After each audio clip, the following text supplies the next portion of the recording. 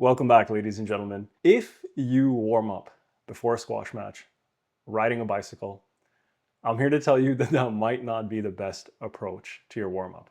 Now, there is a time and a place for it, but what most people do, and tell me if this is if you're fortunate, if you schedule yourself correctly, you arrive at the squash courts 10 to 15 minutes before your match, you get on the bike for 5 or 10 minutes, you might do a couple of quick stretches, and you get on court and you start hitting the ball. I'm assuming, and if you look at your screen here, I'm going to assume that your current pattern is 5 to 10 minutes bike. Next, quick stretch. And this is typically also, I'm assuming, a static stretch, meaning you get there and you hold, let's say you pull your foot to your bum and you hold it there to stretch your quad out. And then it's hit the ball and start. So I'm assuming that that's what you need, that's what you're currently doing. Now, I'm not here to vilify the bike because the bike is a great training tool, but in this situation, it's not great. Now, here's why. We're gonna break this down into sort of three little compartments. So the third compartment is a squash match. So in a match, think about the movements you make. Your movements, you might make forward movements. You're going to move backwards. You're going to move laterally, diagonally. You're going to go up and down. You might have to jump occasionally or reach up. You're obviously going down to get into a lunge. You're lunging. You're squatting. You're sprinting. There's a lot that's happening. When you think about all of these things, there's a lot of stuff that's working. Literally every muscle in your body is working, and your core is a major, major component of that.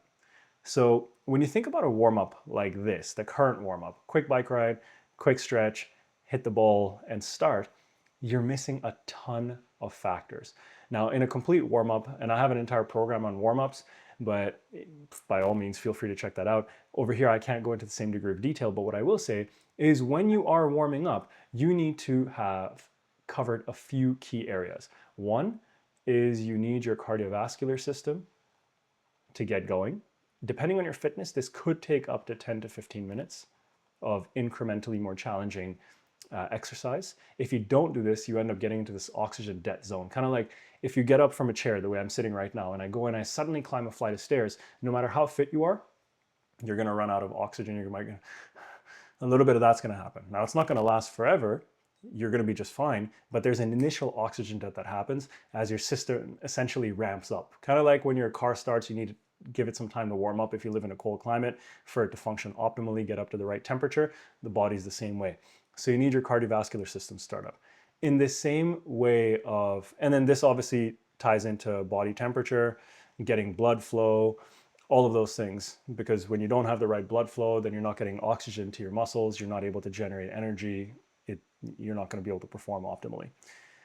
Then you have to physically fire up the key muscles. So if you're using your core a lot in a match for stability, you need to make sure that you actively engage your core musculature before you start a match. You use your quads a lot, you use your glutes, you use your shoulder and all of the muscles around the shoulder joint.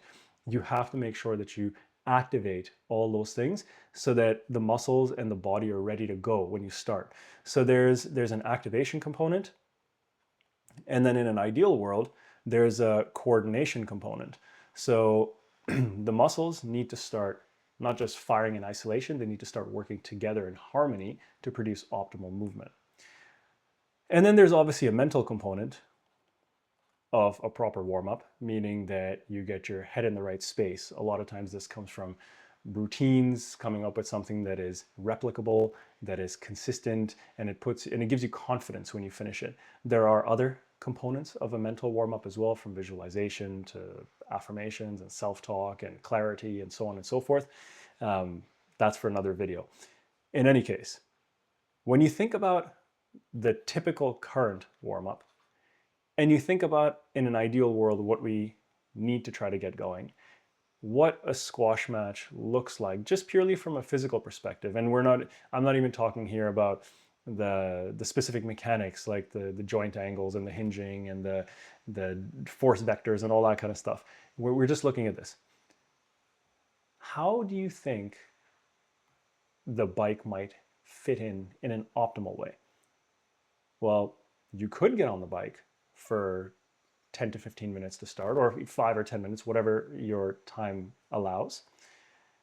But something as simple as the fact that the bike, you're not actually on your feet, you're not moving on the ground.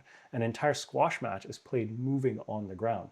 So you have to incorporate some sort of transition from the bicycle to specific movements that start getting your body feeling some load, getting your muscles firing in multiple directions, and just performing optimally. So in an ideal world, what I might recommend is if you like the bike, because it gives you that gradual warm up, you could do the bike for 5 to 15 minutes, depending on how much time you have. Then you could do some dynamic mobility or dynamic stretches, whatever you want to call it. The idea here is that instead of holding a muscle for an extended period of time, you're making dynamic movements with different parts of your body. It could be walking leg swings. It could be sort of arms side to side. It could be side shuffles with your arms moving side to side, walking lunges, all those sorts of things, just to get things firing and moving and stretching and mobilized, etc. Then you want to get into some muscle activation. And it can start simple. So I'm going to say simple to complex. And what I mean by that is if you're starting off with something like a plank on the ground, that's a simple isometric static way of contracting your core musculature. But in a squash match, it's very dynamic. So what you might want to do after you fire up for maybe 20 or 30 seconds, straight planks, side planks, is if you have access to a band, you could have your partner hold the band on one side or anchor the band to something, and then you could do dynamic movements in multiple directions with the band. You could do lunges and dynamic movements. Suddenly now you're engaging everything from the ground up in a very squash relevant or squash specific manner. Once you've completed your dynamic activation, then you want to get into squash specific movements. So here you could get into like some fun stuff. And when I say squash specific movements, we're obviously talking about some squats and lunges, multi-directional movements, but there's also the mental activation. So what I mean by mental activation is squash is obviously a high, fast-paced game with a lot of decision making. So from a decision making perspective, let's say you're doing ghosting and you're just going through a pattern of ghosting. There's no decision making that's being made there because you know that, for example, I'm going to the back right, then the mid left, back right, mid left, and you're just repeating it. But if suddenly you have a partner or you bring in some sort of training tools like reaction lights, for example, or an app that shows you where to ghost, suddenly you're bringing in another element of decision making, and sharpening up the mind before you start playing squash is actually extremely important. So what I would say is this is a far more effective warm up. And then obviously number 5 is going to be hit the ball. And when you hit the ball, there are best practices as well. You don't just want to go there and hit 2 or 2.5 minutes of drives on one side and then 2 minutes of drives on the other side, because you're not actually practicing your shots.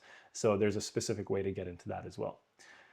Now, again, I hope you take this in a positive way, because I'm not here to say that you're doing something wrong with the standard current warm-up. It's better than nothing, absolutely.